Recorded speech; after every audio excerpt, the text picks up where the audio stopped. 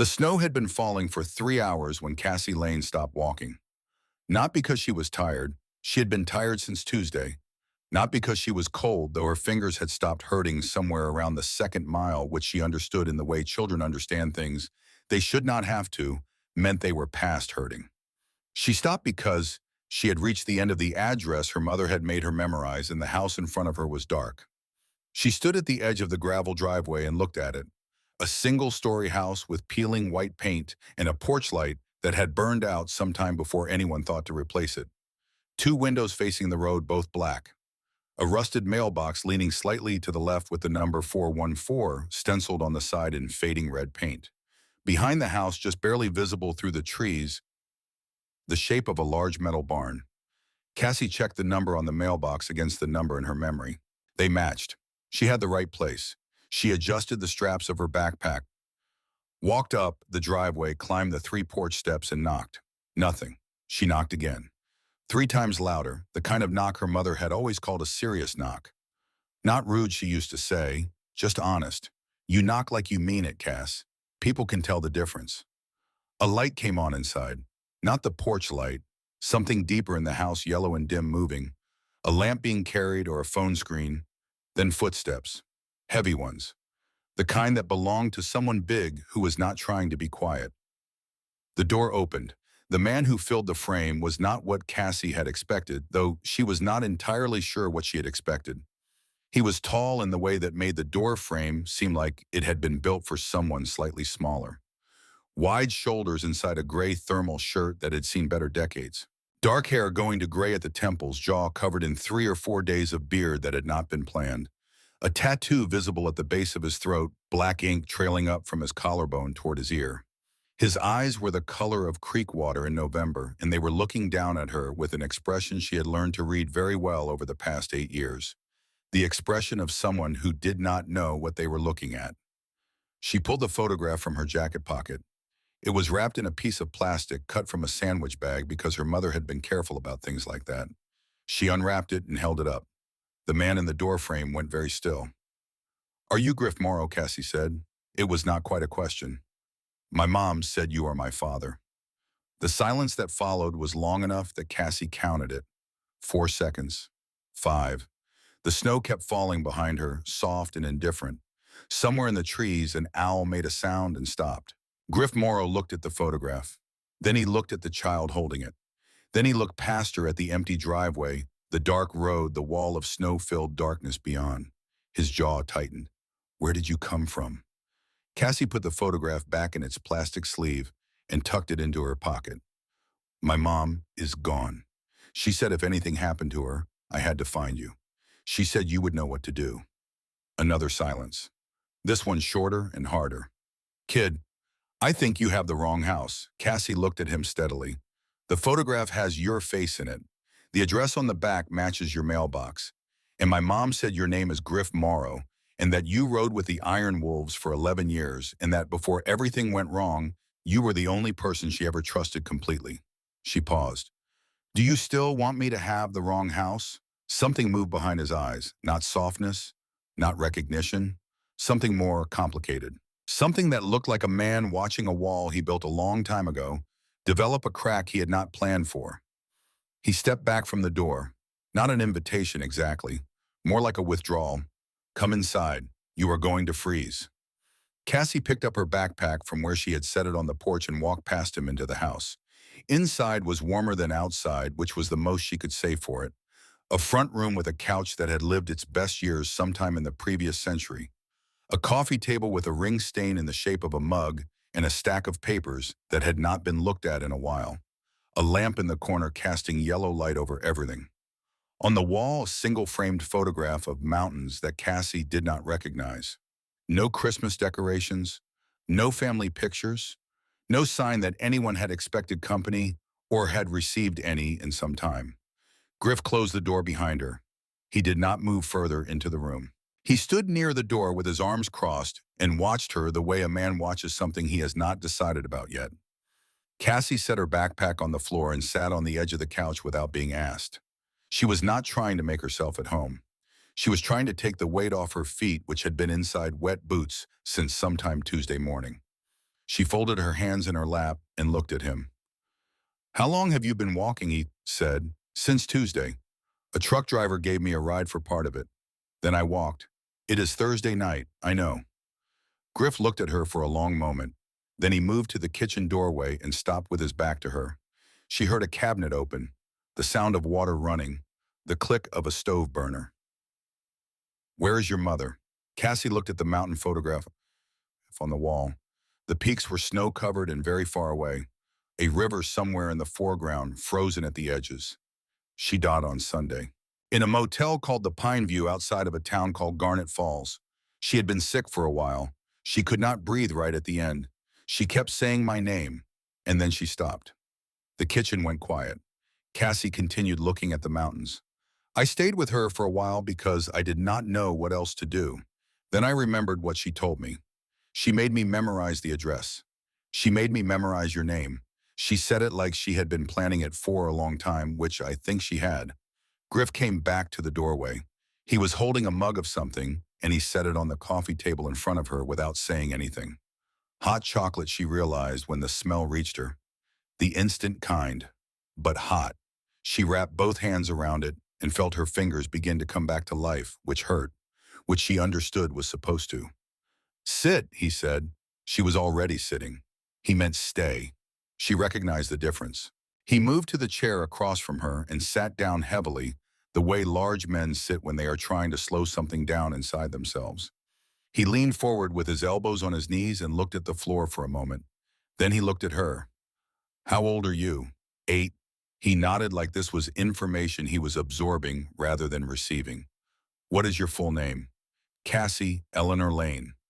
Lane was your mother's name. Yes, she used it for both of us. He was quiet again.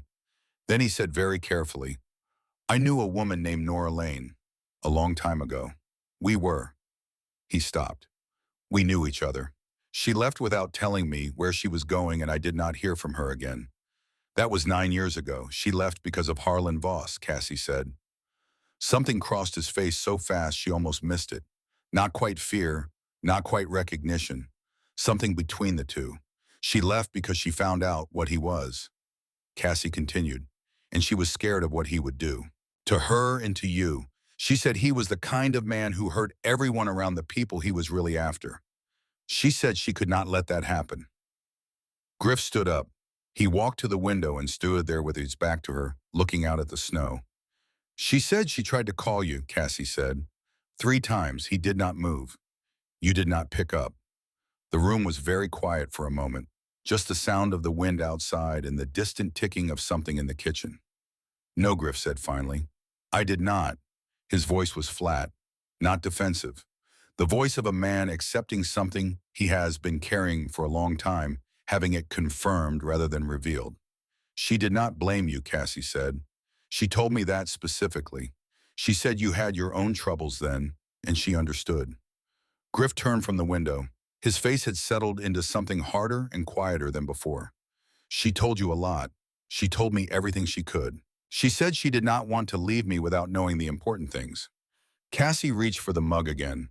The chocolate was still warm. She drank slowly the way her mother had taught her. Make things last when you can, Cass. You never know when there will be more. What did she tell you about me specifically, Griff said. That you rode with a motorcycle club called the Iron Wolves for 11 years. That you were the best mechanic anyone had ever met. That you had a temper when you were younger, but that it came from caring too much and not knowing what to do with it. That you were the kind of man who showed up when things were bad, not when they were easy. She looked at him. She said that was the rarest thing she ever found in a person. Someone who shows up when things are hard. Griff sat back down in the chair. He put his face in his hands for a moment. Just a moment. Then he dropped them and looked at her with those creek water eyes. The photograph, he said. Where did you get it? Cassie took it out of her pocket again. Unwrapped the plastic carefully, held it out to him. He took it with both hands, held it under the lamplight. It was a photograph of a younger version of himself, recognizable in the jaw and shoulders, even with the decades softened by age. He was standing in front of a truck, somewhere laughing at something outside the frame. Beside him, a woman with dark hair and an expression caught halfway between a smile and something more careful. She was looking at the camera as though she had decided to trust it, but was not entirely sure she had made the right call. He stared at it for a long time. Mom kept it in the lining of her travel bag, Cassie said. She had it sewn in there. She took it out and showed me when I was about 5. She told me his name and the address, and she made me practice until I could say both without looking. Then she sewed it back in. She had planned this for years. Yes, she planned a lot of things. She was good at planning ahead. Griff was still looking at the photograph. She looks the same, he said quietly. Mostly. She looked tired at the end, but she still looked like herself. He handed the photograph back carefully. Cassie wrapped it in the plastic and put it back in her pocket. I need to tell you something else, Cassie said. Something important. Griff looked at her. She reached into her backpack and pulled out a black thumb drive.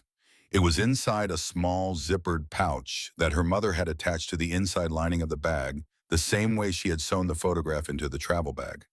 Cassie had found it the morning after her mother died while she was trying to figure out what to bring. Mom left this. She said it was only for you. She said no one else. Not a police officer, not a social worker, not a well-meaning stranger.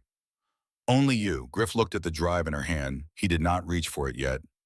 Do you know what is on it? Some of it. She told me some. She said it was proof. Everything she had collected about Harlan Voss over 8 years. She said it was enough to put him away and everyone who helped him.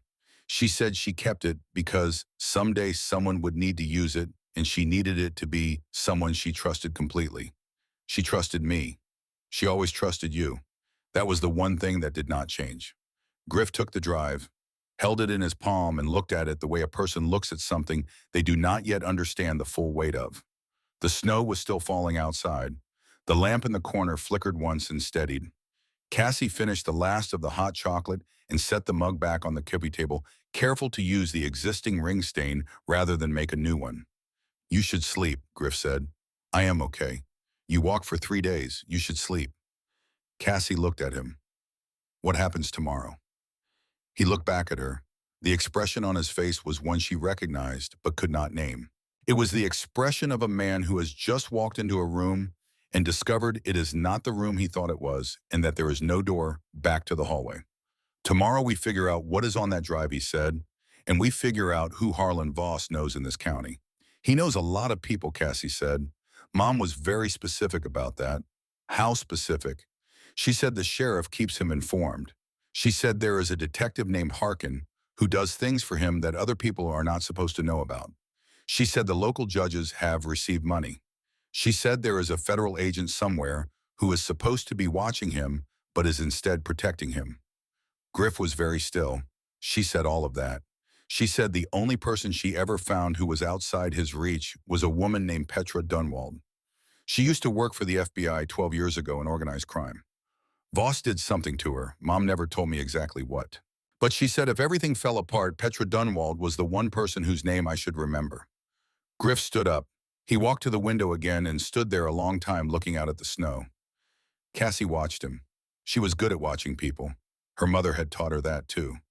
You watch the hands first, her mother used to say. Then the shoulders. The face will tell you what a person wants you to know.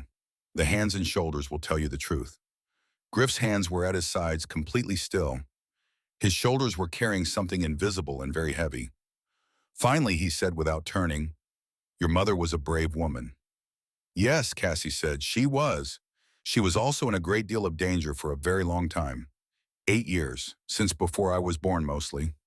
The last year was the worst. He found us twice. We had to move in the middle of the night both times. Mom always had a bag packed.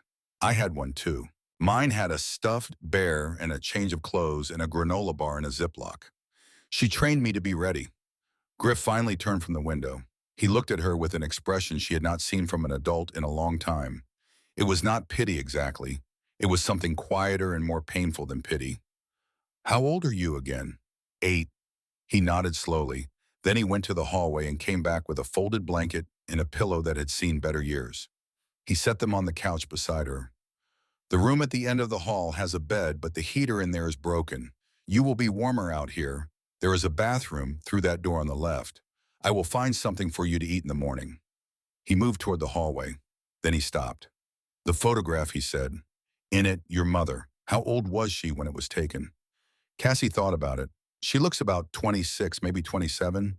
She said it was the summer she was happiest. He stood in the hallway doorway for a moment. Cassie could not see his face clearly from where she was sitting. Only the outline of him, big and still, against the darker dark of the hall.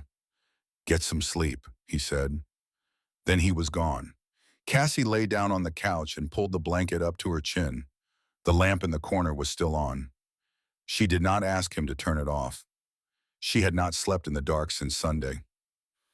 She listened to the house settle around her, the tick of something in the kitchen, the soft press of the snow against the windows.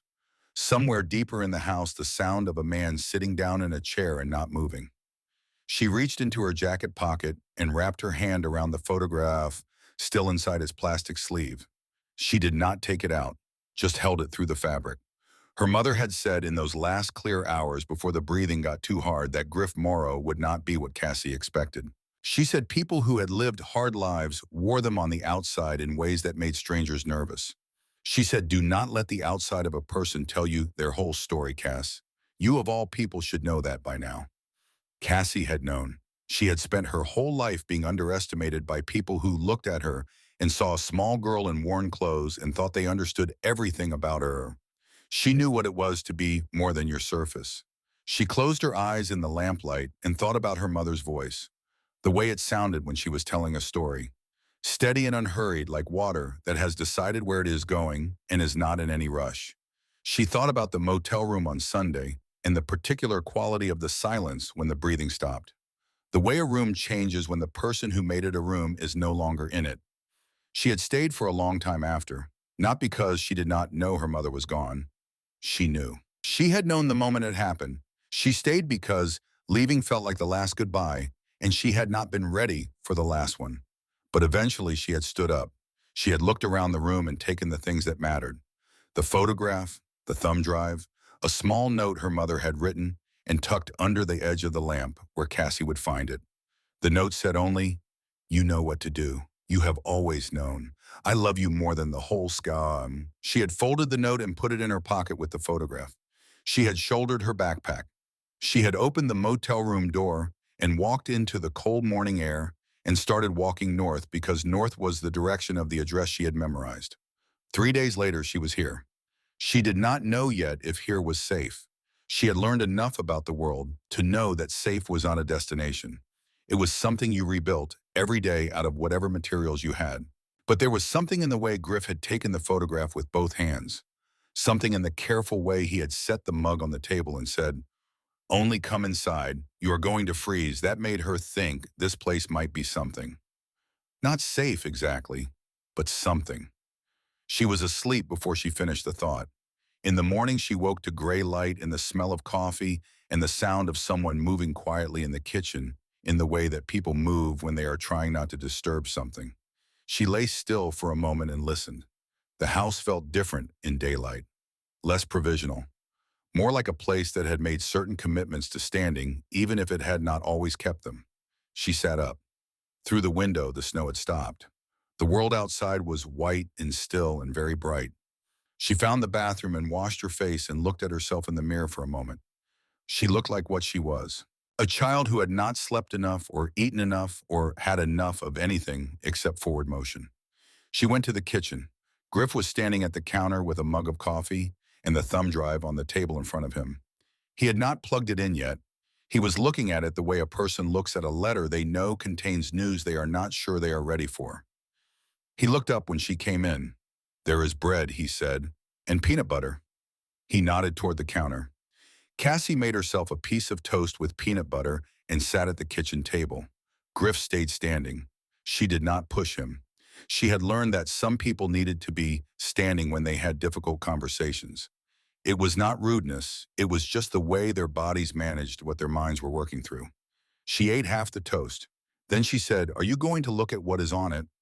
"Not yet. I need to understand something first."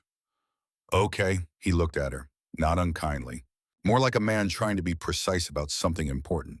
"Your mother, did she ever tell you specifically what she had on Voss?" "Not in general, specifically." Cassie thought about it. She said there were financial records, payments to police officers and judges. A list of names of people he controlled through what he knew about them. She said there were recordings, his voice giving orders. She said there was evidence about a man named Aldrich, a state court judge who died in a car accident 4 years ago, and that the accident was not an accident. Griff was very still. She said she could prove Voss ordered it. She said that was the most dangerous thing on the drive because Aldrich had a son who was a federal prosecutor in Portland, and if he ever found out what really happened to his father, then Voss would lose the one thing he depended on most, which was everyone being afraid to go after him. Cassie finished the toast. She also said there were names of women, people Voss had hurt in ways that never made it to a courtroom. She said one of them was a federal agent who had been building a case against him 12 years ago, and that Voss had found out and used what he knew about her to shut it down. She said that woman had been quiet ever since, but that she was still out there. Petra Dunwald Griff said, "Yes." He picked up his coffee mug and set it down without drinking from it. The sound of it on the table was the only noise in the kitchen for a moment. "Your mother was building a case," he said, "for 8 years, alone. She was not entirely alone. She said there were people who helped her in small ways along the way. People who let her stay somewhere when she needed it. People who looked the other way. But mostly alone, yes. While keeping you safe. While keeping me safe." He looked at the ceiling for a moment, then back down at the table. "She was," he said, and stopped. Cassie waited. "She was something else, Nora Lane." "Yes," Cassie said. "She was." The kitchen was quiet again. Outside, a bird landed on the fence post, visible through the window, and sat there for a moment before deciding the cold was not worth it and leaving. Griff pulled out the chair across from Cassie and sat down. He picked up the drive. He looked at it. "We need a computer," he said. "I know, but not here." He looked at her. "Mom said never to open it somewhere that could be traced back to you. She said Voss has people who monitor things. She said if he sees unusual activity connected to anyone investigating him, he acts fast and he does not ask questions first." "Where then?" "There is a women's shelter." Mom mentioned it. "She stayed there once a few years ago. She said the woman who runs it has helped people disappear when the system failed them. She said if we needed somewhere safe to look at what was on the drive, it would be there." "What is the name of the place?"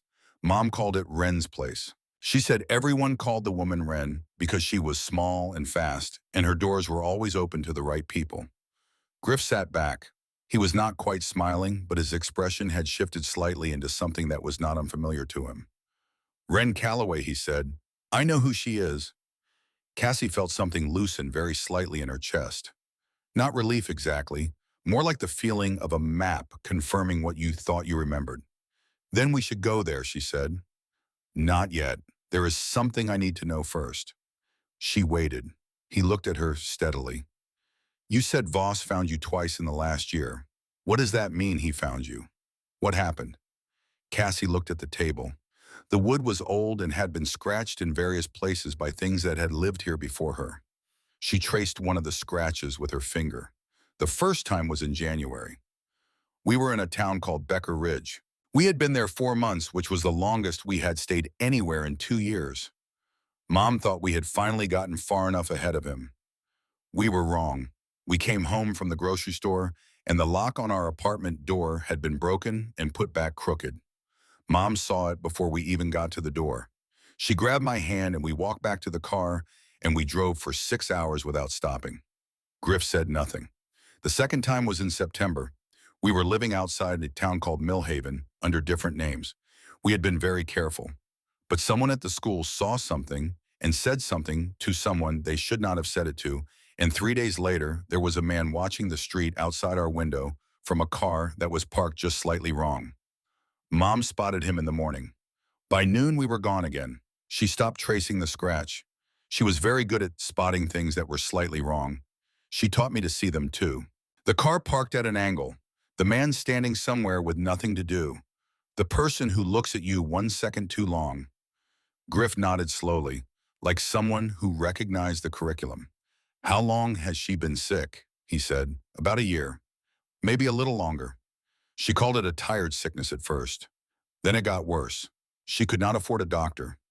We could not stay in one place long enough for proper treatment, even if she could have afforded it. She said it was not the sickness that would kill her, it was the running. but she kept running anyway. Because of you. Because of me, Cassie said simply.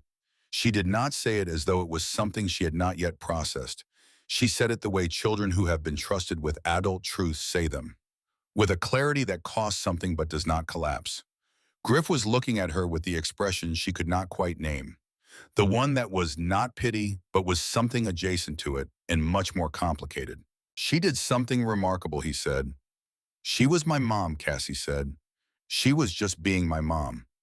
Outside, the morning was getting lighter. The snow on the ground caught the sun and turned the world outside the window into something almost blindingly clean.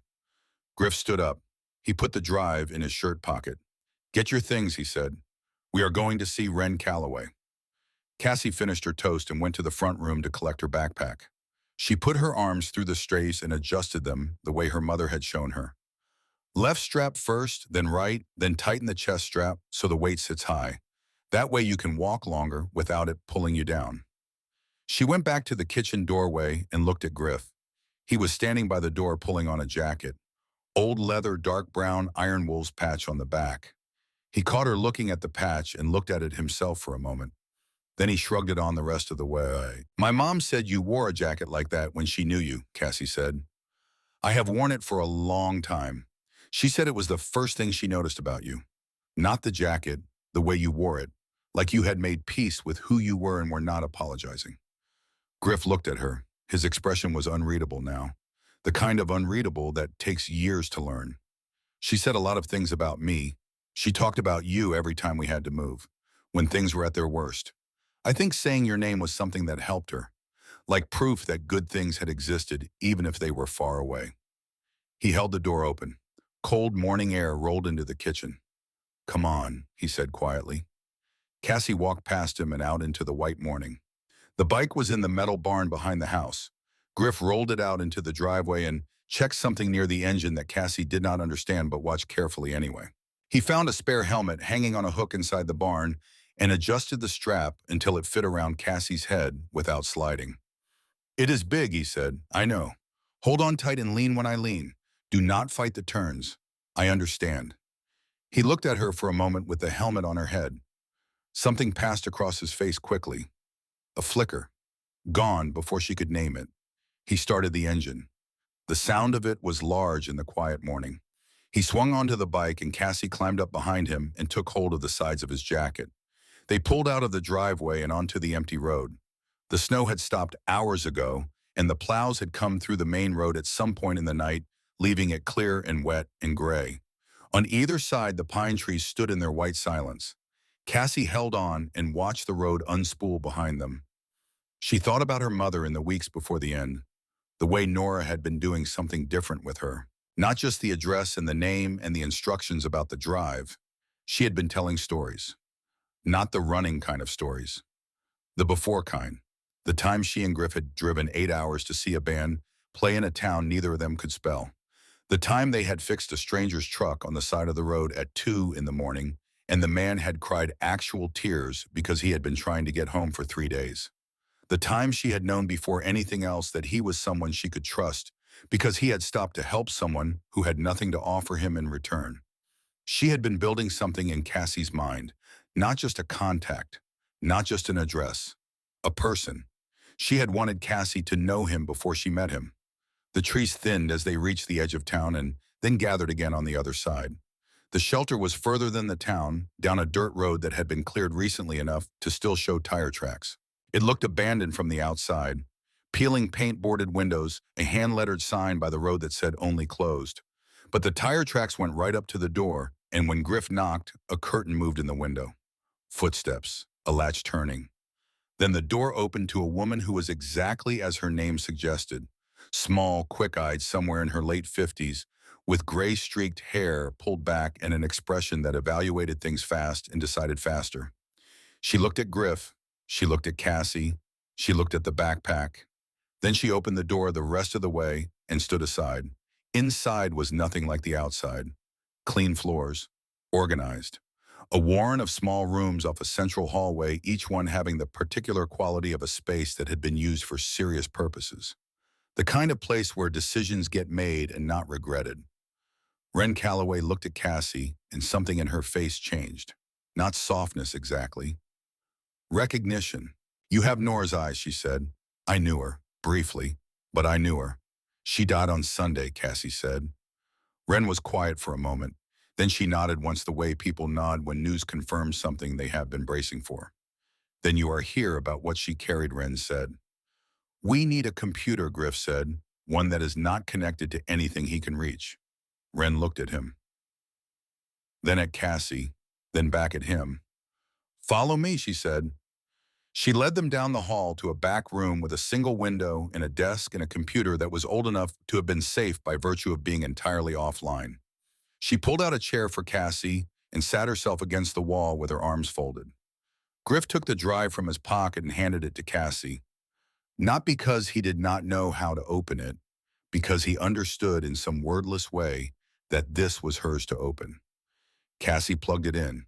The files loaded slowly, documents first, then folders of photographs, then audio files, then a video file at the bottom of the directory dated 4 days before Sunday.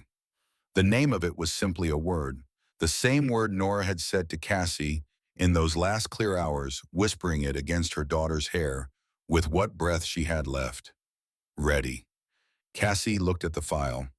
Then she looked at Griff, who was standing behind her, and to the left, not hovering, just present in the way that she was beginning to understand was simply how he occupied a room when something important was happening. She looked at Ren, who said nothing, just watched. Then she clicked the file open.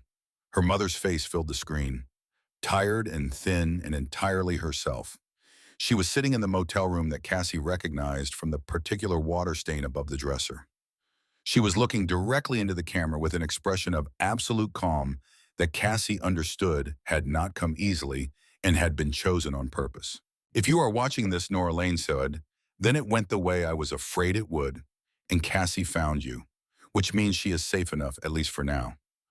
Griff made a sound that was very small and almost not a sound at all. Nora kept talking. Her voice was steady, precise, the voice of a woman who has thought carefully about every word she intends to say and knows she only gets to say them once. Cassie watched her mother's face on the screen and held very still. Outside the shelter, the morning sun was moving across the snow. The world was very bright and very cold and entirely indifferent to what was happening in the small back room where a little girl sat watching her dead mother speak. But in that room at that moment, something was beginning. Something that 8 years of careful, frightened, determined work had been building toward. Something that a woman who could not breathe had passed to a child who could in the form of a plastic drive sewn into the lining of a bag. The truth does not need courage to exist. It just sits there patient and immovable, waiting for someone willing to carry it forward. Cassie had been carrying it for 3 days through the snow. She was not going to stop now. Nora Lane spoke for 19 minutes. She did not rush. She did not cry.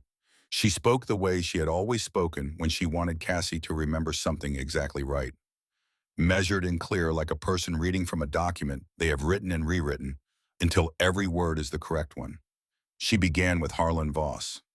Not who he appeared to be, which was a man of considerable property and civic standing in 3 counties, whose name appeared on the sides of buildings and in the donor lists of local hospitals, and whose photograph had been taken with 2 governors and a senator. She began with who he actually was, which she had spent 8 years documenting, with the patience of someone who understood that the truth is only useful when it is irrefutable. The financial records on the drive covered 11 years of payments, to sheriff's deputies, to county commissioners, to 2 circuit court judges, to a state assemblyman whose name Cassie did not recognize, but whose face Griff clearly did from the way his jaw tightened when Nora said it. The payments were not large individually. They never were, Nora explained. Large payments create paper trails and attract attention.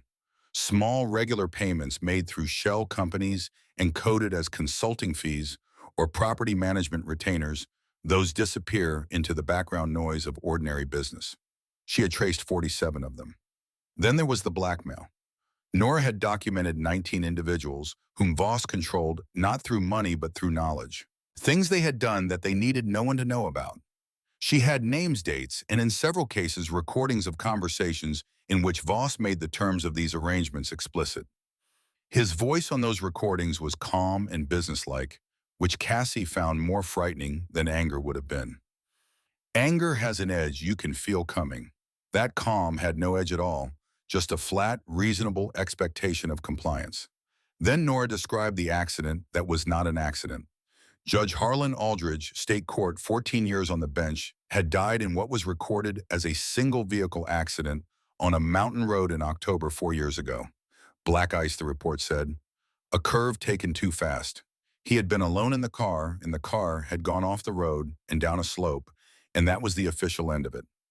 Nora had found three things that contradicted this account. A mechanic in a town 40 miles away who had been paid in cash to perform a specific modification to a brake line. A gas station receipt placing one of Voss's known associates on that road 2 hours before the accident. And a voicemail saved and transferred and saved again across 5 different phones over 4 years, in which Harlan Voss said to a man whose name was on the associate list that the Aldridge situation needed to be resolved before the end of the month, and that he was confident in the resolution being permanent. Nora said she had verified the voice on the voicemail through 2 separate audio analysis services, both accessed through anonymous accounts at public library computers in towns she had passed through. She had done all of this while working part-time jobs under assumed names and moving every 3 to 5 months and raising a child alone. Cassie watched her mother's face on the screen and felt the familiar, complicated feeling she had been carrying since Sunday. Not grief exactly, though grief was part of it. More like the feeling of finally understanding the full dimensions of something you have been living inside without being able to see its edges. Then Nora said the name Petra Dunwald, and her voice changed. Not much, just slightly. The way a voice changes when it arrives at something that costs it something to say. 12 years ago, Nora said Petra Dunwald was a special agent with the FBI's Organized Crime Division. She had been building a case against Voss for 18 months. She was close enough that Voss became aware of her. He did not respond the way he usually responded to threats, which was through money or leverage applied at a distance. He responded personally.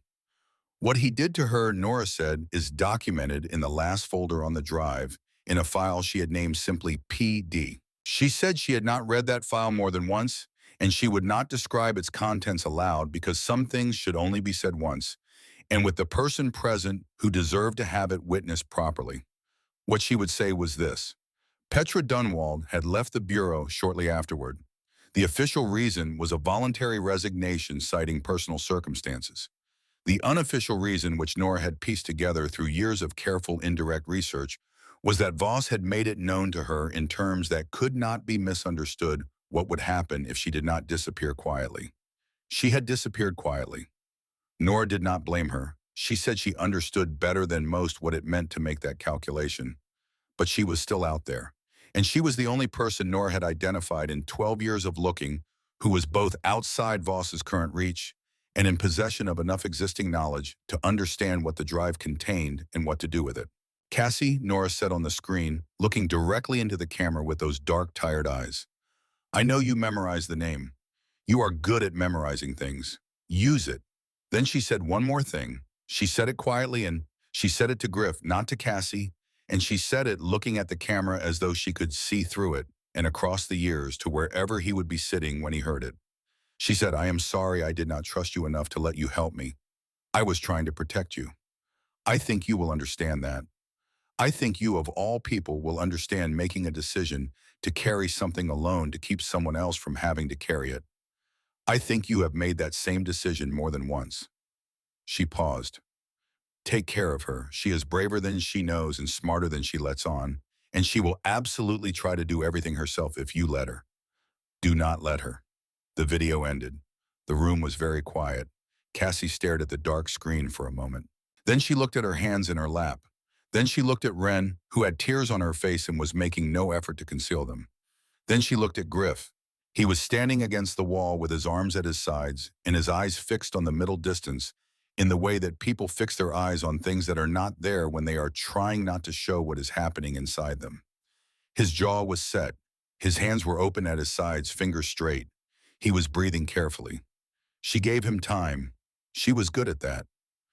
After a while, he said very quietly, we need to look at the rest of the files. They spent the next 2 hours going through the drive. Wren sat with them and said very little. Griff stood, mostly moving to the chair occasionally and then back to standing, as though sitting still was not something his body was willing to commit to. Cassie sat in the chair and scrolled and read and listened to the audio files through the computer's small speakers. The documents were organized with the precision of someone who had no administrative support and no office and no filing system, except her own mind, and knew that precision was the only thing standing between the truth and its disappearance. Dates were verified against multiple sources. Names were cross-referenced. Every payment had a corresponding notation explaining the source of the information and how it had been obtained and where the original evidence was located. The photographs were harder. Some of them were of documents taken carefully to be legible. Some of them were of people. A few of them were of things Nora had clearly felt needed to be documented, but that Cassie understood in the way she understood most things were not for her to look at closely. She moved past those without dwelling. The audio files were the most damaging. Voss's voice appeared in 11 of them. In 3, he was giving what could only be described as instructions. In 2, he was discussing specific individuals by name in terms that made his relationship to them unambiguous. In 1, the longest, he was explaining to someone whose voice trembled slightly throughout the conversation exactly what the consequences would be if a particular arrangement was not maintained. He explained it calmly and in detail, and with the air of someone who has given this particular explanation before and found it effective. When they reached the folder marked PD, Griff put his hand on the desk beside the mouse without quite touching it. "This one we read together," he said. "And we only read it once." Cassie nodded. They read it once. When they were finished, Wren stood up and walked out of the room. They heard her footsteps go down the hall and a door close at the end. She came back 5 minutes later with her face composed and her hands steady, and sat back down without speaking. Griff said, "We need to find Dunwall before we do anything else." "I know how," Cassie said. Both adults looked at her. "Mom left contact information in the last document in that folder. Not a phone number. An address for a post office box in a town called Fairview. In a phrase. She said if I sent a letter to that address with that phrase in the first line, Dunwall would know what it meant. That could take days," Griff said. "Mom said there was a faster way if things were urgent. She said Dunwall checks a specific online forum under a specific username every morning at 7. She said if someone posts a certain message in that forum, Dunwall will respond within the hour." "What forum?" "It is a forum for people interested in amateur radio. The username is WB7NRQ. The message is a short sentence about propagation conditions." Mom wrote it down in the file. Griff looked at her for a moment. "Your mother," he said slowly. "I know," Cassie said. "How does a person learn to build something like this?" "I think she learned it the same way she learned everything else," Cassie said. "By needing to." Wren stood up and moved to the computer. She pulled up a browser and navigated to the forum and found the thread and typed the message exactly as it appeared in the document. Then they waited. 43 minutes later, a reply appeared. It contained only a phone number and the word "when." Griff took out his own phone and called the number.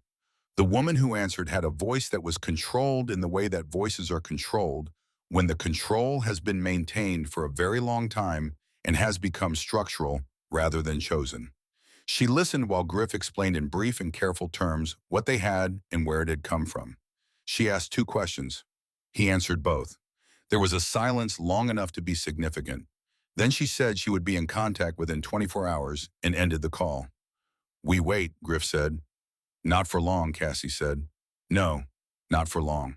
The waiting lasted less time than any of them expected, because at 11:47 in the morning, Griff's phone rang with a number he did not recognize, and the voice on the other end was not Petra Dunwald. It was smooth and unhurried and carried the particular quality of authority that comes not from position, but from the long habit of being obeyed. "Mr. Morrow," Harlan Voss said, "I understand you have found something that belongs to me." The room went entirely still. Wren froze. Griff's eyes moved to Cassie immediately, a reflex making sure she was there and intact. Cassie looked at the phone in his hand. Then she reached out and took it. Griff's hand tightened for a fraction of a second and then released. He let her have it. She did not know why he trusted her in that moment. She was grateful that he did. She put the phone to her ear. "Mr. Voss," she said. A pause. Brief and controlled. "You must be the child," Voss said. "My name is Cassie Lane. My mother was Nora Lane." I think you know who she was. I knew her, yes. I was very sorry to hear about her passing. His voice was gentle. That was the most frightening thing about it. He deployed gentleness the way another person might deploy a weapon, precisely and with intent. We have everything she collected, Cassie said, everything she documented over 8 years. We have your voice on recordings. We have financial records with your signature. We have evidence about Judge Aldridge. She watched Griff's face as she said it. He was watching her with an expression she could not entirely read. Something between alarm and something that might have been underneath everything else, the very beginning of something else.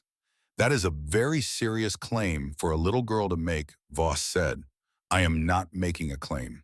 I am telling you what exists. And what is it you want, Cassie? She had thought about this moment, not specifically, not in these words, but in the general shape of it. Her mother had told her once that the most important thing in any conversation with a person who has power over you is to understand what they want before they understand what you need. I want you to understand that we have already made copies, she said, and that if anything happens to us or to Wren Calloway, those copies go to people you cannot reach. Another pause. Longer this time. You have clearly been well coached. My mother coached me. She was very thorough. She was, Voss said. She was an exceptionally thorough woman. It was one of the things that made her so frustrating. His voice was still gentle, but underneath the gentleness now there was something else. Not quite anger, more like the sound of a man who has been patient for a very long time, arriving at the outer edge of his patience. Bring me the drive, he said. Bring it to my office in town. Bring the child. We will discuss arrangements that work for everyone. We will not be doing that, Cassie said. Then I will come to you, and the conversation will be less comfortable for everyone involved. She said you should know that this call is being recorded. She did not know if that was true. She said it anyway. Her mother had taught her that the most effective statements are the ones your opponent cannot afford to test. The line went dead. Cassie set the phone on the desk. Her hands were steady. She noted this with a distant kind of interest, the way she noted most things about herself in difficult moments, as data rather than feeling. Griff was looking at her.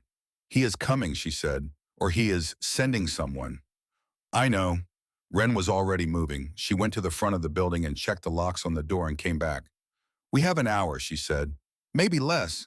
He has a man named Harkin who moves fast. I know about Harkin, Griff said. Then you know we cannot be here when he arrives.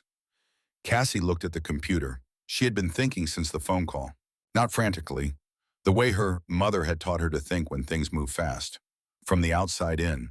Start with what you know is true, then work toward what you need. I need to send something first, she said. Wren looked at her. Mom said there was a journalist, a woman named Blythe Harmon in Millhaven. She said she had been trying to build a story about Voss for 3 years, but could never get anyone to talk.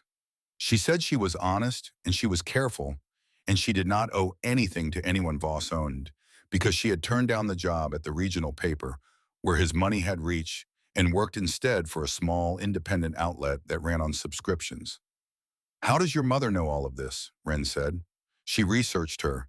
She researched everyone she thought might matter someday.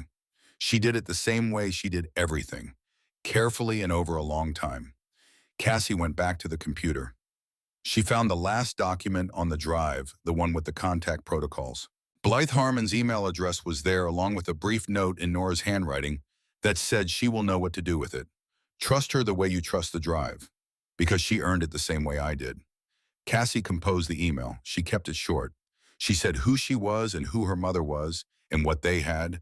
She said the drive contained documentation of crimes including murder and that it was being transferred to federal law enforcement, but that she wanted a journalist to have a copy independently in case anything happened before that process was complete. She said she was 80 years old and she was not confused about any of this. She attached the contents of the drive. It took 4 minutes to upload. She sent it. Then she looked at Griff. Now we go, she said. They went. Griff took the drive and put it back in his pocket. Wren gathered a bag from a back room that had the quality of a bag that had been packed for emergencies before and was kept ready for the next one. They went out through the back of the building rather than the front, through a door that opened onto a path through the trees that Wren walked without hesitation, which meant she had walked it before. They came out on a back road where Wren's truck was parked old and nondescript and pointed in the right direction. She drove without being told where, and Griff sat in the passenger seat and Cassie sat in the back, and they went. They were 6 miles out when Griff's phone rang again. He looked at the number. Then he showed it to Wren, who pressed her lips together. "Hearken," she said. He answered it. The voice on the other end was nothing like Voss's. Where Voss was smooth, this voice was flat and functional. The voice of a man who had long ago stopped thinking about how he sounded and thought only about what he needed to accomplish. "You left the shelter," Harkin said. "That was not smart." "We were not planning to stay," Griff said. "Mr. Voss would like to resolve this without things becoming complicated. Things are already complicated. They do not have to be. The girl is his daughter. He has legal standing. You are a man with a significant criminal record who has taken a minor across state lines. That is kidnapping, Mr. Morrow. That is federal. She came to me. That is not how it will be described." Cassie leaned forward from the back seat. Griff held the phone so she could speak into it without taking it from him. "My mother left documentation of a conversation in which you are given instructions about a witness who saw Mr. Voss commit an assault," she said. "That witness died 6 months later. Her name was Carol Meade. She had 3 children." Silence. "I memorized her name because my mother said it was important to remember the people who got hurt and not just the people who hurt them." The line went dead. Wren drove. The road unwound ahead of them through pine trees and open fields white with snow. The sky above was the particular pale blue of cold, clear days, enormous and indifferent. "He is going to move fast now," Griff said. "I know." Cassie sat back. "We need Dunwald." As if in response to this, Griff's phone buzzed, a message from the number he had called earlier that morning. It said, "Only I am 2 hours out. Do not let them take the child." Something shifted in the truck. Not relief, something more tentative than that. The sense of a wall holding under pressure that had not finished arriving. They drove to a motel on the far side of the county that Wren said was owned by a woman who had stayed at the shelter years ago and who could be trusted to rent a room without asking questions that would find their way to the wrong ears. The woman at the desk looked at them for a long moment and then looked at Cassie and nodded and found a room at the back of the building that did not face the parking lot. Inside, Cassie sat on the edge of the bed, and Griff stood by the window, and Wren made coffee from the small machine on the dresser. Nobody said much. There was a particular quality to the silence that Cassie recognized from her life with her mother. The silence of people who have done what they can do for now and are waiting for the next thing to become clear. After a while, Griff said, "What did your mother tell you about me? Before the important things, before the address and the instructions." Cassie thought about it. "She told me about the truck on the side of the road. The stranger at 2 in the morning. He was quiet. She said you did not even slow down to calculate whether it was worth it. You just stopped. She said that was when she knew what kind of person you were. I was younger then. She said you were exactly the same when she met you as you had been for a long time. She said that was the thing about you that she trusted most, that you were consistent. Most people, she said, are kind when it is easy. You were kind when it cost something." Griff looked out the window at the parking lot. "I was not always kind," he said. She knew that. She said you were not always kind, but you were always honest about what you were, and you did not pretend to be something better when you were not. She said that was its own kind of integrity. The motel room was warm and smelled of old carpet and cheap coffee. Outside, a truck passed on the road, and its headlights swept through the curtains and moved on. Griff turned from the window. "Can I ask you something?" "Yes." "Are you scared?" Cassie considered the question seriously, the way she considered all serious questions. "I am something," she said. "I do not know if scared is exactly the word. It is more like I am very aware of how important it is that I do not make a mistake. And that feeling is very large. But it is not the same as scared." He nodded. "Your mother said you were braver than you know." "She said that to me too. I told her I did not think I was brave. I thought I just did not have the option of being anything else. She said that was what brave was." Wren set a cup of coffee on the table and looked at Cassie. "Do you want something to eat?" Cassie realized she did. She had not thought about food since the peanut butter toast that morning, which felt like it belonged to a different day. They found crackers and peanut butter in Wren's bag, and Cassie ate them methodically while Griff drank his coffee and Wren sat in the chair by the door, and they all waited. At 2:17 in the afternoon, a car pulled into the parking lot and stopped near the back of the building. Griff was at the window immediately. He stood there for a moment, and then something in his shoulders released just slightly. "One person," he said. "Woman, driving alone." Wren went to the door and opened it before the knock came. The woman who stepped in was in her early 50s. Medium height, unremarkable clothing, the kind of face that people do not remember immediately, which Cassie suspected was not accidental. Her eyes were dark and quick and moved around the room efficiently cataloging. They landed on Cassie and stayed there. "You must be Nora's daughter," she said. "Yes. Are you Petra Dunwald?" "I am." She sat in the chair that Wren had vacated. She did not take off her coat.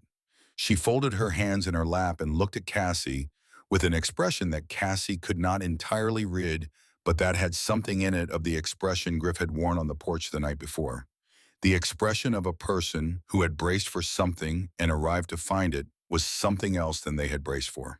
"Your mother contacted me," Dunwald said, indirectly, 3 years ago. She did not reveal what she had, but she told me she was building something and that when the time came, she would need someone on the inside who still had enough standing to do something with it. She is gone now, I know. I am sorry. She looked at Cassie carefully. "She told me about you. She said you would be able to explain everything clearly, and I should listen to everything you said without deciding in advance what to make of it." That sounds like her. It does. She was precise about people. She was precise about everything. Dunwald unfolded her hands and set them flat on her knees. "Tell me what is on the drive," she said. "From the beginning. I will tell you what I can use and how." So Cassie told her. Not because Griff could not have told her, not because Wren could not have, but because the drive had been her mother's and the knowledge on it had been passed to her, and she was the one who had carried it through 3 days of snow and cold and a phone call with a man who spoke in that reasonable, gentle, dangerous voice. She told Petra Dunwald everything. Every file, every name, every recording. She described the financial documents and the blackmail records and the audio files and the evidence about Judge Aldridge. She described it with the precision her mother had instilled in her over 8 years of being taught that details were the difference between a story and proof. Dunwald listened without interrupting. When Cassie finished, she was quiet for a moment. Then she said, "The file about me." "Yes. Did you read it?" "Yes." Dunwald looked at the wall for a moment, then back. "All right," she said. "All right, there are 3 people inside the Bureau who I trust with my life and who are not connected to Voss or anyone connected to Voss. I have been waiting 12 years for something I could bring to them, something that did not have my own damaged credibility as its only foundation." "This is that something," Cassie said.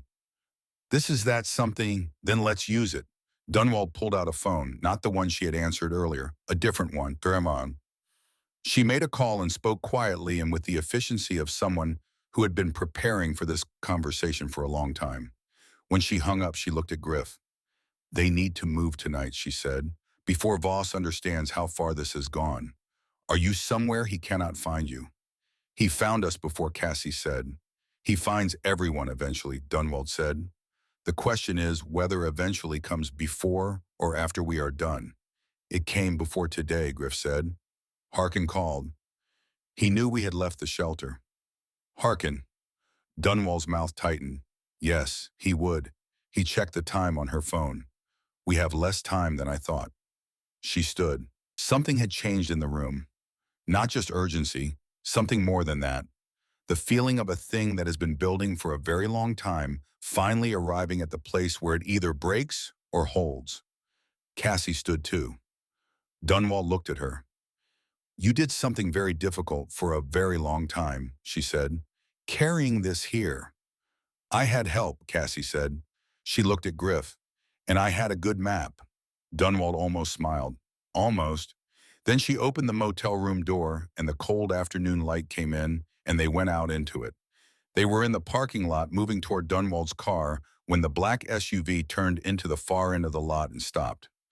One vehicle, then a second behind it pulling in from the other entrance, blocking both exits. Griff moved in front of Cassie without a word. Pure reflex. She did not argue. She looked around the edge of him at the vehicles. Three men got out of the first one. Harkin was the one in the center. She recognized him from her mother's description. Not large, but precise looking. The kind of man who solves problems methodically. He looked at them across the lot. Then his eyes found Cassie moving past Griff with the practiced efficiency of someone who has learned to identify the most important thing in a room immediately. "End of the road, Mr. Morrow," he said.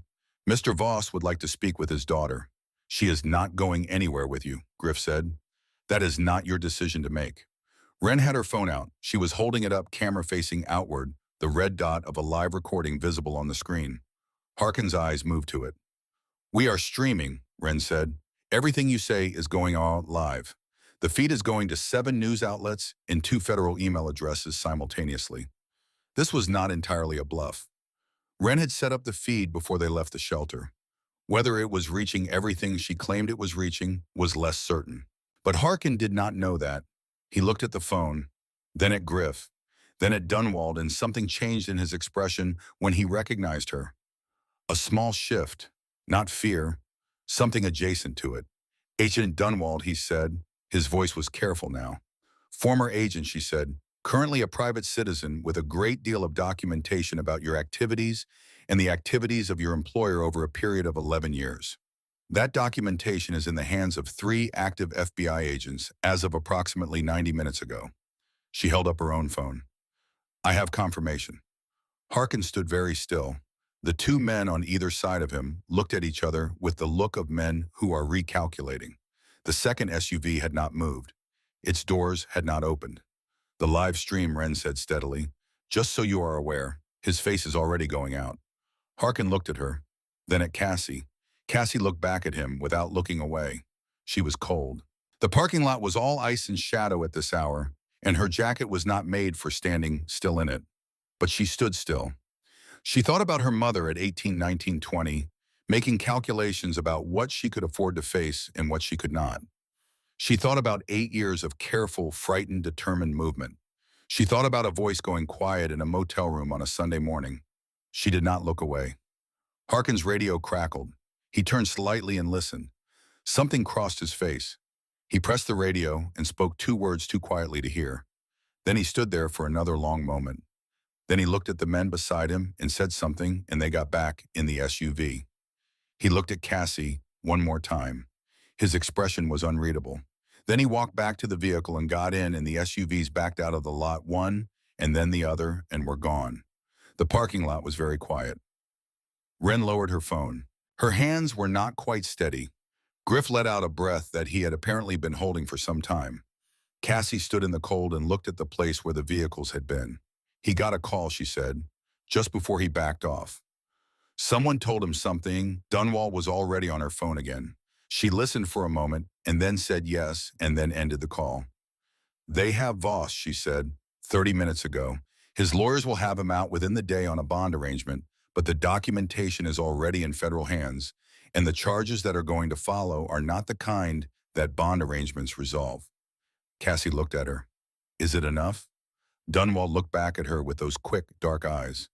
"Your mother spent 8 years making sure it would be enough," she said. "It is enough." Cassie nodded. She was very tired, not the tired of walking which she knew how to manage, the other kind.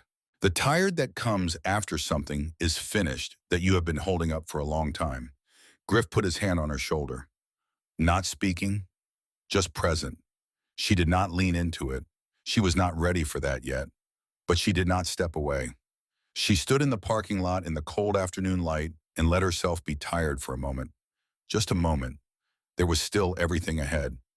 Lawyers and courts and questions and the long, uncertain process of what came next. There was still the fact of Sunday morning in the motel room and the particular shape of the silence after. But the thing her mother had built over 8 years in fear and hope and exhaustion was in the hands of people who could use it now. The voice on those recordings was going to be heard in rooms where it would matter. The names in those documents were going to be read by people who could not be told to look away. She had carried it here. Through the snow and the cold, in 3 days of forward motion and a phone call, with a man who spoke with dangerous gentleness in a parking lot with 2 black SUVs blocking both exits. She had not put it down. Her mother had told her in those last clear hours that she had always known Cassie could do this. She had said it the way she said things she meant completely, without drama, just as a fact she had known for a long time and was finally getting to say out loud. Cassie had believed her, not because she felt brave, because her mother did not say things she did not mean. She stood in the cold and let the tired be there, and then she picked it up again the way she always did and turned toward Griff and Wren and Dunwald. "What do we do now?" she said. "Now," Dunwald said, "we make sure it sticks." Cassie nodded. "Then let's go." The federal arraignment happened on a Thursday. Cassie did not attend. Dunwald had explained carefully and without condescension that the arraignment was procedural and that the important things would happen later in rooms that required more preparation and more patience. She said that Cassie's job right now was not to watch Harlan Voss stand before a judge. Her job was to be somewhere safe and let the people whose entire career had been built for this moment do what they had trained to do. Cassie understood the logic. She did not entirely like it, but she understood it. She spent that Thursday in the back room of Wren's shelter at the old offline computer, writing down everything she remembered about the past 6 days in the order it had happened. Not because anyone had asked her to, because her mother had taught her that memory is unreliable and documentation is not, and that the most important time to write something down is before you have had enough time to smooth the difficult parts into something more comfortable. She wrote for 4 hours. When she was finished, she printed it and put it in an envelope and gave it to Wren for safekeeping. Griff watched her do this from the doorway of the room and did not say anything. That evening, he made soup from things in Wren's kitchen, which turned out to be something he was better at than Cassie would have predicted. He set a bowl in front of her at the table and sat across from her with his own, and they ate without talking for a while. Then he said the social worker is coming tomorrow morning. Cassie looked up. Her name is Ruth Ann Albee. She is from the county office, and she is not connected to Voss or anyone in his organization. Dunwald verified that specifically. "All right. She is going to ask you questions about where you have been and who you have been with and whether you feel safe. I know what social workers ask." He looked at her. "Of course you do." She continued eating.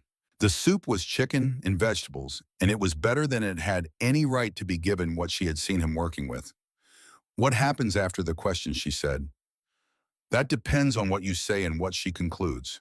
There will be a process, temporary placement, while the courts determine guardianship. It could be fast or it could take time. These things usually take time." "Where would I be placed?" He was quiet for a moment. "If I file for emergency guardianship and if the court agrees, you would be with me during the process. If they do not agree, you would go to a licensed foster home while the case is reviewed." She set her spoon down. "Have you filed?" "I filed this afternoon." She looked at him across the table. He was looking back at her with an expression that had something careful in it. Not anxious, more like a man who has committed to something and is being honest about the fact that he does not know how it will go. She picked up her spoon and finished the soup. "Thank you," she said. He nodded. After dinner, she sat on the couch in the shelter's front room with the photograph in her lap, not holding it, just resting her hand on the plastic sleeve. The lamp in the corner was on. The shelter was quiet around her.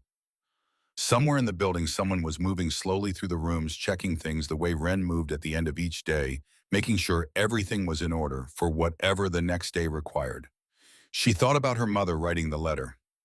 8 years ago, in a room somewhere with a newborn sleeping nearby, sitting down and writing words to a man she had chosen not to call because she did not want to put him in danger.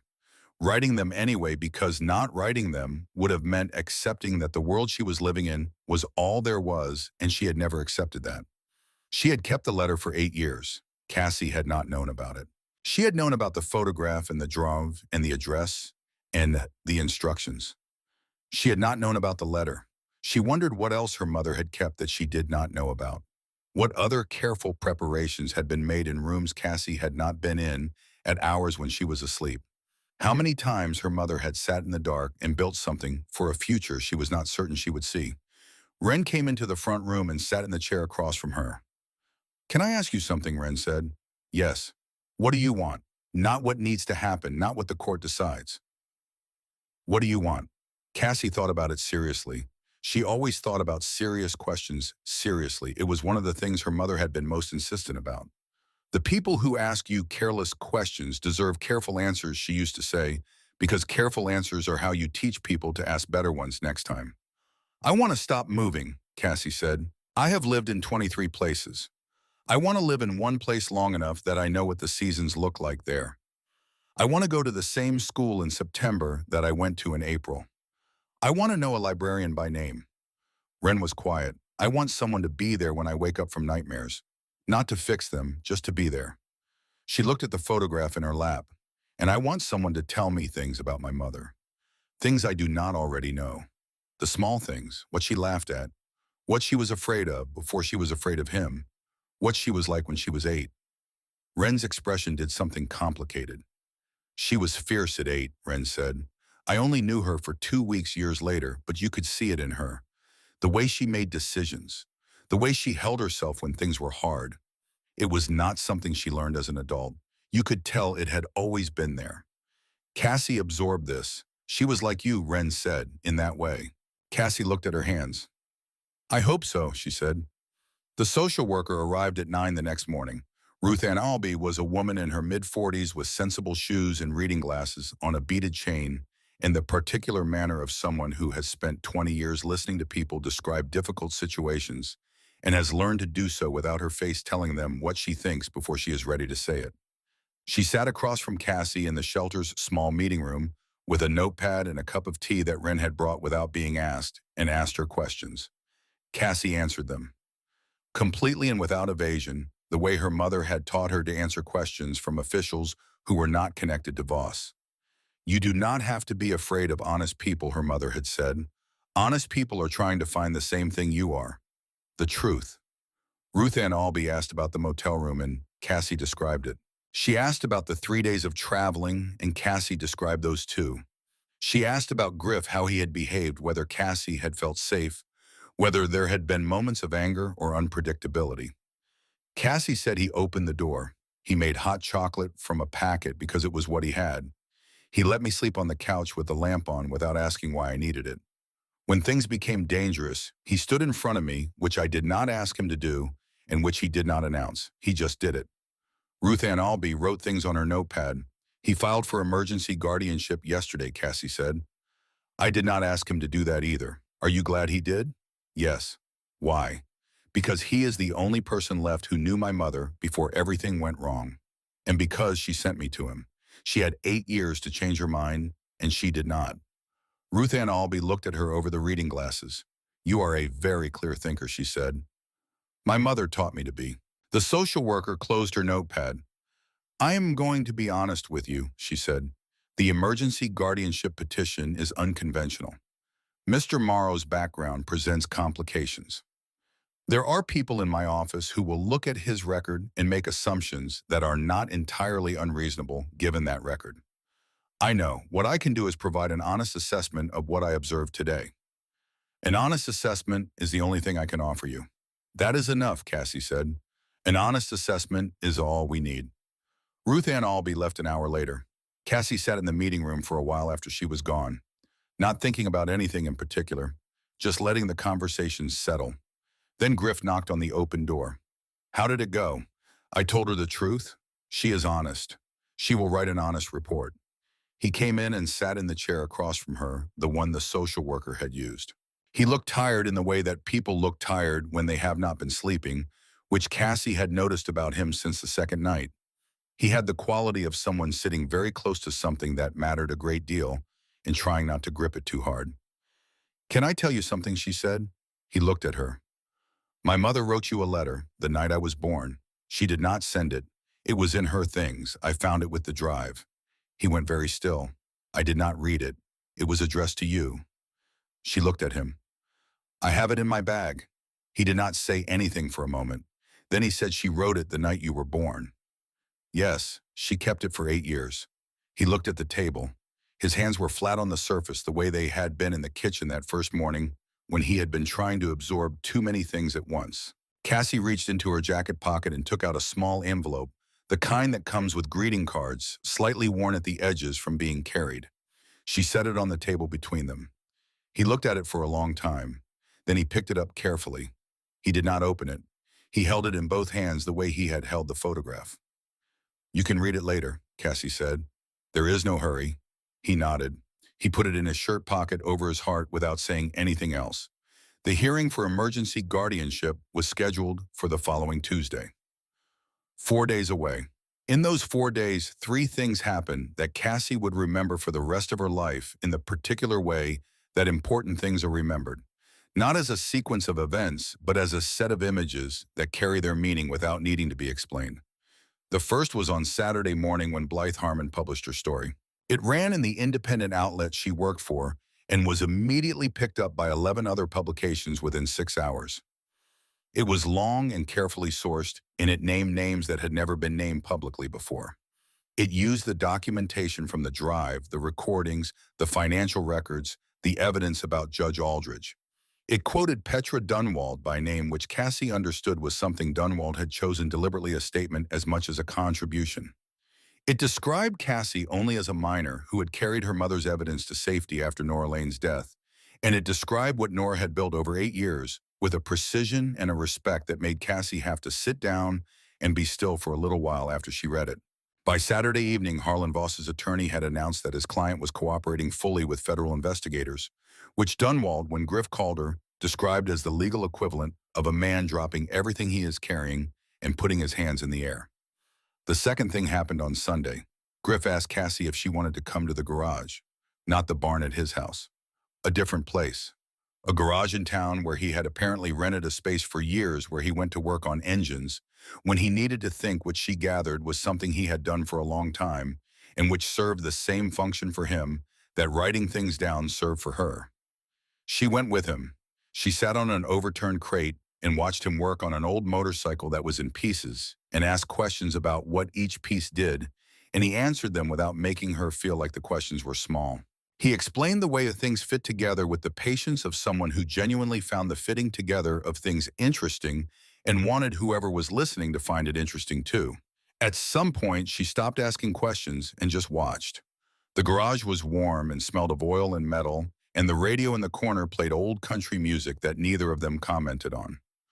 Outside the small window, it was snowing again lightly, the kind of snow that is more like the memory of snow than snow itself. She thought about what it might be like to come here on a Saturday, to sit on the crate and read while the radio played and the snow came down outside and someone she knew moved around the familiar edges of the room doing something they were good at. She had not had a Saturday like that in 8 years. She thought she might like one. The third thing happened on Monday evening. Griff read the letter. He did not tell her he was going to read it. He went to his room, which in Wren's shelter was a small space with a cot that Wren had set up for him, and he closed the door. He was in there for a long time. Cassie sat in the front room and read a book that Wren had found for her and did not try to listen and did not go to the door. When he came out, his face was the face of a man who has moved through something and come out the other side of it and has not yet decided what the other side looks like. He sat on the couch beside her, not close, just in the same space. She waited. After a while, she said, "You had her eyes." Cassie looked up from the book. In the letter, she said you had her eyes and her way of being still when things move fast around you. She said she was sorry you were going to grow up without knowing what that stillness had cost her to learn. She said she hoped it came easier to you. Cassie thought about the motel room and the 3 days walking and the phone call with Voss and the parking lot with the SUVs. "It does not come entirely easy," she said. No, he looked at his hands. She said to tell you if I ever got the chance that the bravest thing she ever did was not the drive or the documentation or the running. She said the bravest thing was believing that someone would come for you when she could not. Cassie sat with that for a moment.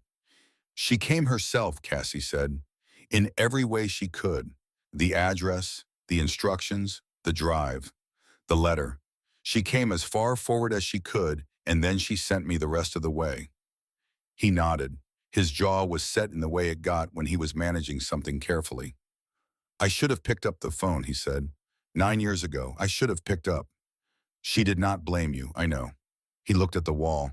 That almost makes it harder. Cassie closed her book. She thought about what her mother would say to this if she were here. She thought about it carefully because her mother had been precise about the things she said on important subjects, and Cassie wanted to be precise too. She would say she said slowly that the time you did not pick up is over, and the time you have now is not. She would say, do not spend the present paying for the past when the present has a use. He looked at her. She said things like that a lot, Cassie said. She did not believe in waste. He was quiet for a moment. Then something moved across his face that was not quite a smile, but was something in the same territory, warmer than she had seen from him before. No, he said, she never did. The courtroom on Tuesday morning was smaller than Cassie had expected. Wood paneling, fluorescent lights, the particular institutional smell of a room that has contained many difficult conversations and absorbed them all equally. There were chairs along one wall where Wren and Ruth Ann Albee sat, and a table where Griff sat with a lawyer named McAdam, who had called Griff on Sunday and offered to represent him for reasons that Griff had explained briefly, as the lawyer being someone who owed someone who had asked a favor. The judge was a man named Waverly, 60s gray at the temples, the expression of someone who has been making decisions about other people's lives for long enough that the weight of it has settled into the lines of his face permanently, and he has made his peace with carrying it. Across the aisle, a woman from the county's family services office sat with her own folder and her own careful expression. Cassie sat beside Griff.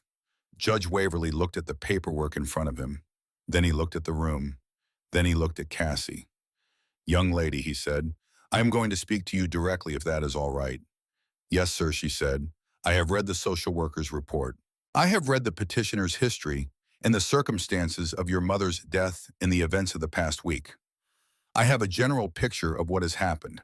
What I do not have is what you would like to tell me yourself, so I am asking. Cassie folded her hands in her lap. She had thought about this, not rehearsed.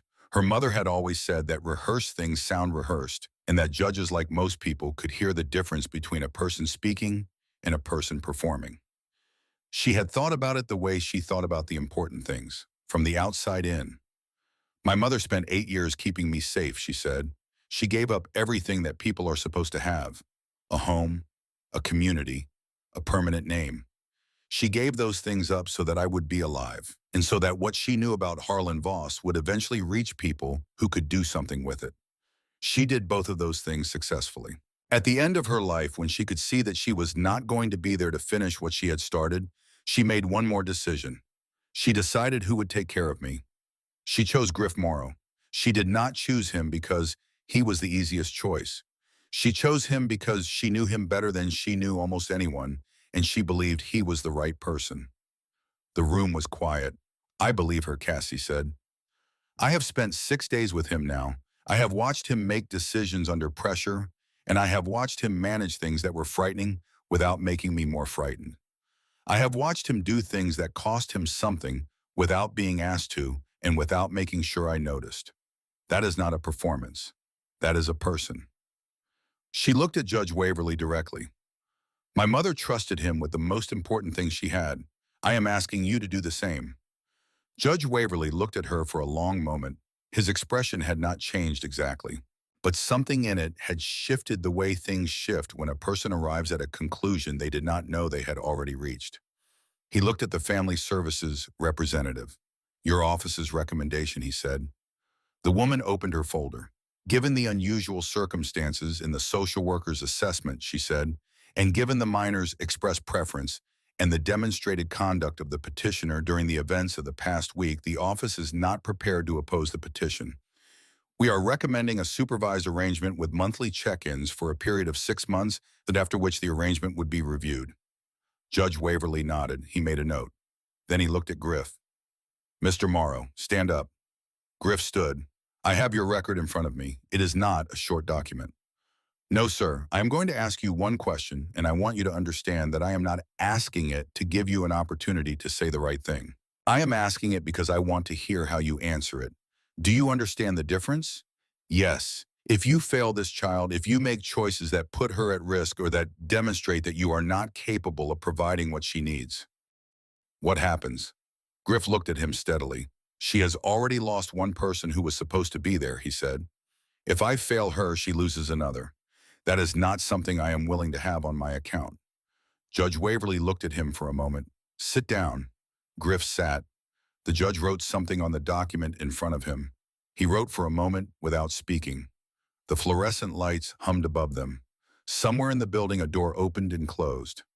Emergency guardianship is granted, Judge Waverly said, to take effect immediately subject to the supervised arrangement outlined by the Family Services Office. The arrangement will be reviewed in 6 months. He looked at Cassie. You have a voice in this, he said. If anything changes, you say so. To your social worker, to this court, to anyone you trust. You understand? Yes, sir. Good. He closed the folder. We are done here. They walked out of the courthouse into a morning that was cold and bright and entirely itself. The sky was the particular blue that follows a clear night, the kind that makes everything on the ground look sharper and more deliberate than usual. Wren was crying, not loudly, just the quiet kind that she seemed to prefer. A few tears tracked down the side of her face that she wiped away without comment. McAdams shook Griff's hand and said something about paperwork and timelines and was gone within 2 minutes, which Cassie appreciated about him. Ruth Ann Albee stopped in front of Cassie before she left. You spoke well in there, she said. My mother taught me to. The social worker nodded. She paused. Then she said she must have been remarkable. She was, Cassie said. She really was. Ruth Ann Albee left. Wren hugged Cassie and then Griff and then said she had to get back to the shelter and would see them both soon and was gone. And then it was just the two of them on the courthouse steps. Griff looked at her. She looked at him. The morning went on around them. A car passed on the street. A pigeon decided the railing 2 steps down was worth investigating and then decided it was not. The cold was sharp and clean, and Cassie's breath made small clouds in front of her face. She thought about what came next. Not in terms of the large things. Those would take time, and she understood that. 6 months of check-ins, a school to enroll in, a permanent place to sleep, the long, unglamorous, necessary work of building a life in one location from things that were available. She thought about the small next thing. Your house needs a working heater in the back room, she said. He looked at her. If I am going to have my own room, it needs to be warm. He considered this. I can fix the heater. I know you can. She looked at him. Can we go to the garage after? I want to see how the engine fits together. Something moved across his face. That thing that was not quite a smile but was warmer than anything else she had seen from him, and that she was beginning to understand was simply what he looked like when he was not managing himself carefully. Yeah, he said, we can do that. They walked down the courthouse steps into the bright morning. 3 weeks later, on a Saturday in late February, they drove up into the mountains. It had taken that long to arrange. Dunwald had needed to confirm that certain restrictions on travel were lifted, given the ongoing federal process. Ruth Ann Albee had needed to approve the trip as part of the supervisory arrangement. Griff had needed to find a location that matched what Cassie described from her mother's words. Mountains that felt free, Nora had said in her last clear hours, pressed against Cassie's hair. Somewhere with sky enough that a person does not feel enclosed. He had found a meadow 3 hours north. He had been there once years ago for reasons he did not explain, and he said it was the kind of place that earned its silence. Cassie had trusted this judgment. The drive took the time it took. They did not talk much. The road climbed through pine and then above the tree line into open country where the snow was still thick and unbroken, and the peaks above caught the morning light and held it. They parked where the road ended and walked the rest of the way. Cassie carried the small wooden box that a man at a crematorium in Garnet Falls had given her after she had called and explained, and after he had confirmed with the Ruth Ann Albee that this was sanctioned, and after she had thanked him in a way that he had apparently found affecting because his voice had been careful when he said goodbye. The meadow appeared from between 2 stands of pine, wide and white and entirely quiet. The sky above it was the kind of sky that made the word enormous feel insufficient. All around the edges of the meadow, the wildflowers that would come in spring were buried under snow, but Cassie knew they were there. Her mother had known too. Somewhere she had seen this place or a place like it and had known it was what she wanted. They stopped at the center of the meadow. The wind was light and moved across the surface of the snow in small currents. Cassie held the box and stood still for a moment. Do you want to say something first? Griff said. She shook her head. She needed the quiet first. She stood in it. The mountain cold and the enormous ski and the white silence of the meadow, and somewhere under the snow the waiting flowers. She thought about her mother at 8 years old, fierce in the way that Wren had described. She thought about her mother at 19 meeting a man in front of a truck and knowing something about him immediately that she trusted. She thought about her mother at 26 in the photograph looking at the camera as though she had decided to trust it and was not entirely sure she had made the right call and choosing to look anyway. She thought about all the rooms her mother had sat in all the places they had lived, doing the careful, patient, frightened, determined work of keeping them both alive and keeping the truth intact so that one day it could reach the people who could use it. She thought about a voice going quiet on a Sunday morning and the particular way the room had changed. She opened the box. "Mom," she said, "the wind moved. You did it. You said you would, and you did. Everything is where you wanted it to be. The people who needed to know are starting to know. The people who needed to answer for things are starting to answer." She paused. "I found him. You were right about him. You were right about a lot of things." The meadow was very still around her. "I am going to be okay. I am going to live in one place. I am going to know a librarian by name. I am going to learn what the seasons look like in one town from one window." Her voice was steady. She had cried in the days between.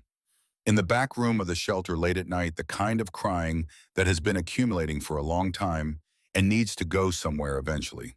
She had let it go, and then she had come back to steady, which was what her mother had always done and which Cassie understood now as its own kind of inheritance. "I love you," she said, "more than the whole sky." She scattered the ashes into the wind. They rose and moved outward across the meadow, mixing with the bright, cold air carried by the light wind toward the peaks and the enormous sky above them. Griff stood beside her and did not speak for a long time. Then quietly he said she would have loved this place. "Yes," Cassie said, "she would have." They stood there together until the wind had carried everything it was going to carry. Then they walked back through the snow toward the road. On the way down the mountain, Cassie watched the trees come back pine by pine, and the road unspool ahead of them, and the sky begin to lower toward the horizon as they descended. She thought about what was on the other side of the drive home. The house on the gravel road with its peeling paint and the heater in the back room that now worked. The school she would start on Monday. The library she had already visited once where the librarian's name was apparently Margaret, and who had shown Cassie the section on natural science without being asked because Cassie had been looking at it in the way that people look at things they would like to explore but are not sure they have permission to. She thought about the garage on Saturday mornings and the radio playing old country music and the smell of oil and cold air, and something she was beginning to understand as the particular quality of a place where a person does something they are good at and the people who care about them are near enough to be present without being in the way. She thought about the photograph on the shelf in the back room. She had put it there herself in the frame she had found at a secondhand store in town. Her mother and Griff young and laughing in front of the truck, the summer her mother had later called the summer she was happiest.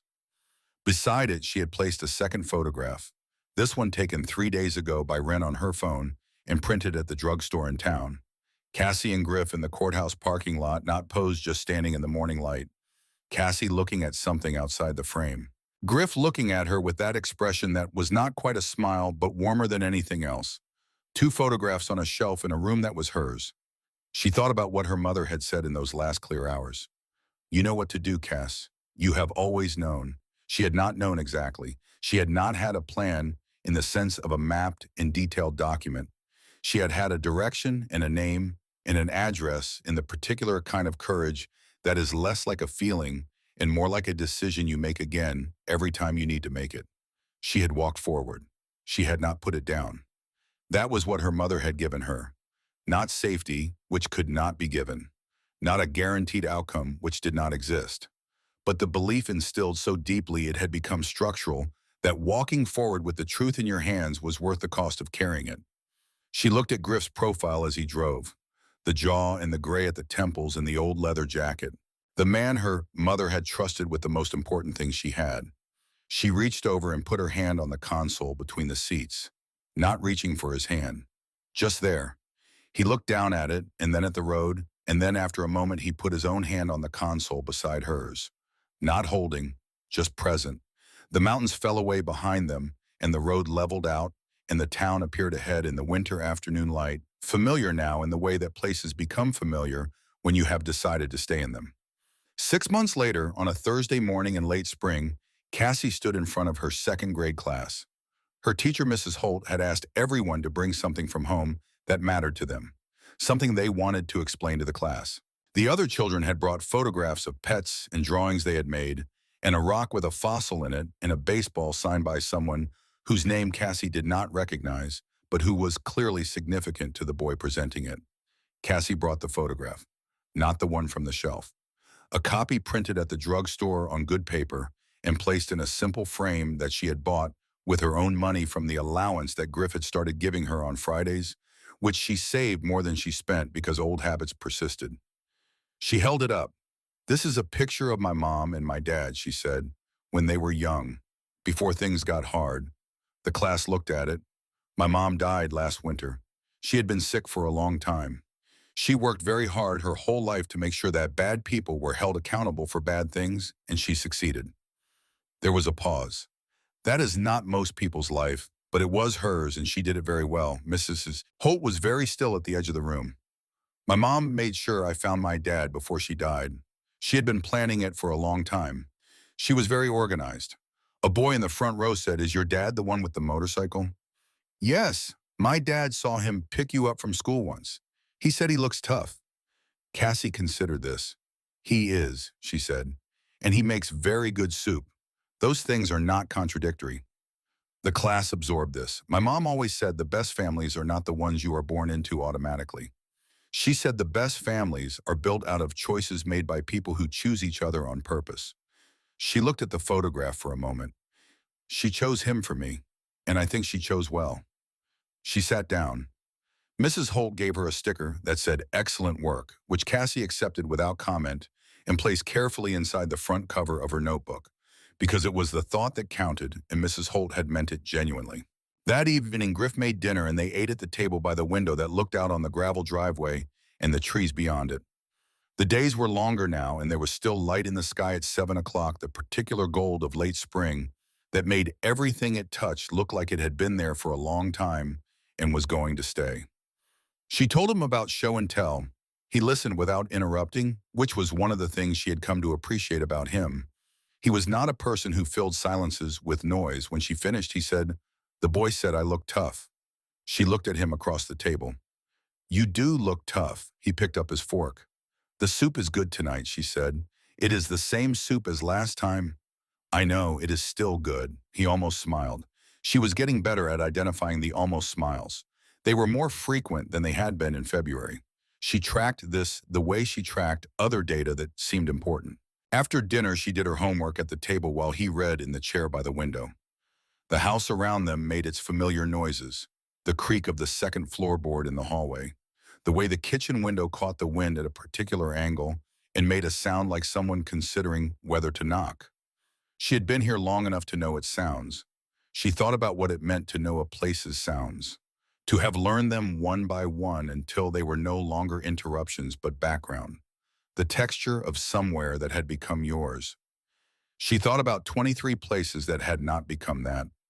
She finished her homework and put it in her backpack and went to the back room, which was warm now, and had her books on a shelf and the two photographs on a smaller shelf above the desk and a lamp that she chose to leave on.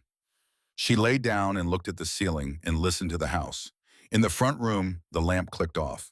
Footsteps down the hall, pausing outside her door for a moment, in the way they always paused, not to check, just to be there and then moving on. She closed her eyes. Outside the window, the spring night was moving through the yard unhurried, carrying the smell of pine and thawed earth. Somewhere down the road, something was beginning to bloom. She was in one place. She knew its sounds. She was still.